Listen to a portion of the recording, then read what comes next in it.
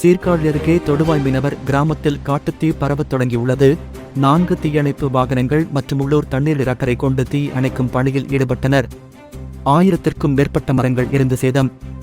சீர்காழி அருகே தொடுவாய் மீனவ கிராமத்தில் கடற்கரையோரம் உள்ள 300 ஏக்கர் நிலப்பரப்பில் முந்திரி, RS-10, பனைமரம் உள்ளிட்டவைகளை விவசாயிகள் பயிரிட்டுள்ளனர். இந்நிலையில் தொடுவாய் கிராமத்தின் அருகே உள்ள சந்திரசேகர் என்பவருக்கு சொந்தமான முந்திரிக்காட்டில் இருந்து தீ பரவத் தொடங்கியுள்ளது. தொடர்ந்து காற்றின் வேகம் அதிகரித்ததன் காரணமாக அடுத்தடுத்து பகுதிகளில் உள்ள முந்திரி, RS-10, பனை மரங்களில் தீ வேகமாக பரவியது.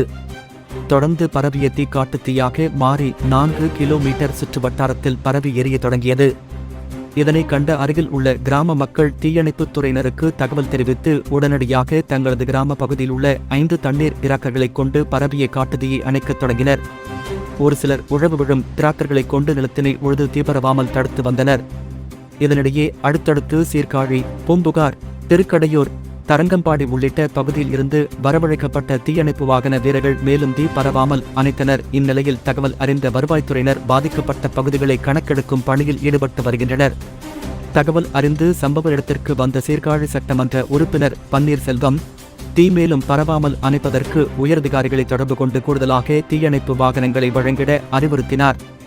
இது தொடர்பாக சீர்காழி போலீசார் வழக்கு பதிவு செய்து விசாரணை மேற்கொண்டு வருகின்றனர்.